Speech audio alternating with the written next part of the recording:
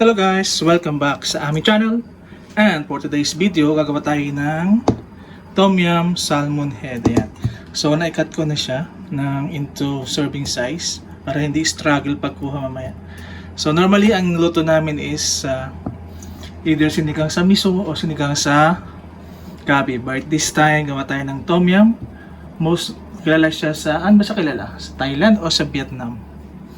Parang Thailand, no? Tom Yum. So, ito pa yung ating mga kailangan. Kailangan natin ng cilantro mamaya for garnishing. Some lime or pwede din kalamansi. Some ginger, some lemongrass. Some, what I call this, king oyster mushroom. And some cherry tomato. So, ikakat lang natin to lahat. Hindi natin ipakita isa-isa kasi cherry tomato. And I'm gonna use half and half cream, what else? Fish sauce and some red roasted chili paste. So, and I have here calamansi leaf. So, gagamitin din natin siya para matanggal yung lansa ng ating salmon. Actually, kailangan din yung galanggal parang kapareho ng ginger pero wala akong makita ngayon. So, ito na lang muna. Tsaka ito. For sure, mawawala naman siguro yung lasa. With the help of our calamansi leaf. Pwede din yung keeper lime leaf. Okay, gagayatin ko lang to and magsimulan tayo magluto. So yung dahon ng kalamansi, tanggalin natin yung center niya. Ganyan lang. Okay. We also need some chilies. We also need some onion. If you kumukulo na yung ating tubig. So basically, parang nagsigang ka lang din. So yung ating lemongrass. So kung may galanggal kayo guys, parang pareho din siya ng ginger. Pero iba yung ano niya lasa. So tapos yung ginger natin. Saka yung ating keeper lime leaf or calamansi leaf is okay. So pakuloy lang natin sandali. Pakuloy lang natin ng mga 2 to 3 minutes. Kumukulo na. Ang bango guys nung amoy nung dahon ng kalamansi. So yung ating sibuyas, yung ating kamatis, at yung ating kamatis. So para maluto na sila. Then we're gonna add our salmon later.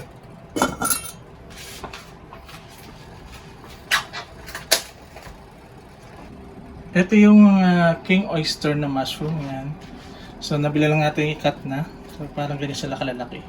Mahaba yung katawan niya. So cut lang natin into bite size and then we're good. We're gonna squeeze our lime. So if you want to be a bit sour, you can add more. But for now, I'm gonna use 2 lime. And if it's not enough, I'm gonna add more later. So it really depends how you like it. Okay. One down. Half pala.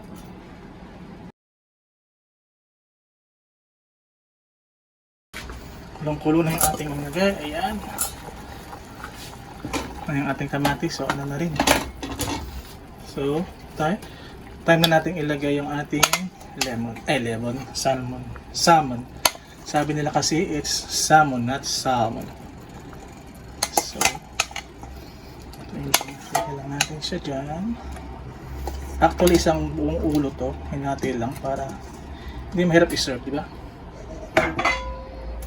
Ayan. I'm gonna add 1 shrimp cubes. Ayan siya. I'm gonna season it with the fish sauce. So you can adjust according to your taste preference para habang kumukulo ma-absorb na niya yung lahat ng okay. So you can always adjust. And you can add some chili paste, roasted chili paste. Ayan, para magbigay siya ng kulay at extra spicy. Let's cover and let's let it boil for 10 to 15 minutes or until the salmon is cooked. Anyway, maliit lang yung cut ng ating salmon, so siguro mas shorter.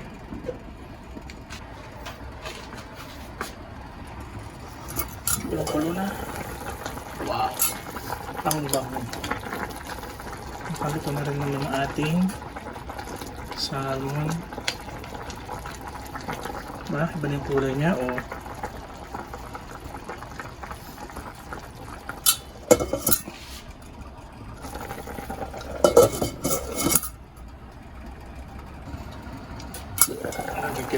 So, and then we can add our lime juice. Bango. Ilagay na rin natin yung ating king oyster mushroom hanggang sa maluto siya. And cover ulit hanggang maluto yung ating mushroom. Hanggang luto na yung ating sarap.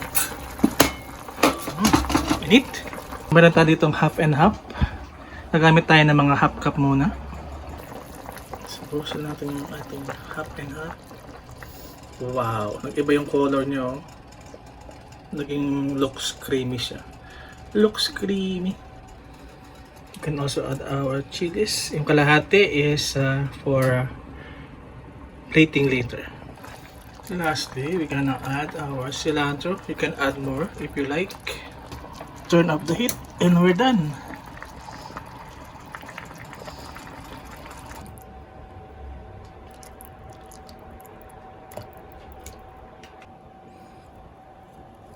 Ayan yung ating cilantro.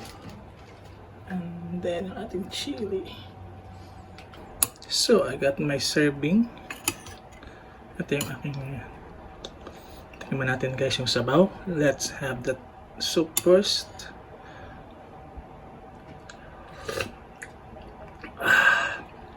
Mainit pa. Sarap. So para maiba naman sa ating sinigang. Very creamy dahil doon sa half and half. Yung cilantro may extra flavor siya. At yung lansa ng isda ay hindi na ganun kalansa. Kasi nangalingan if I say walang lansa, may konti pero nabawasan.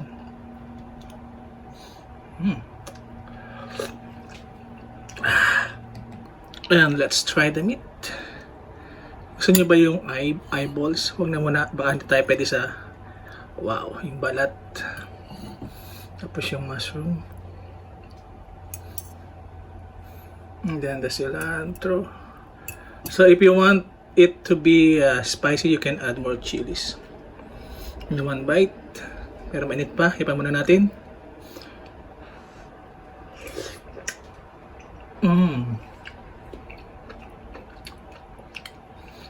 Iba yung lasa ng ating salmon. Sarap guys. Try it. Paparami na naman ang kain. Paano guys? Maraming salamat sa panonood. Try this at home. And hanggang sa muli, paalam. Maraming salamat po sa panonood. At kung bago ka pa lang sa aming channel, don't forget to hit the like, share, and subscribe button at pakipindot ang notification bell para updated ka sa aming mga upload. Maraming salamat.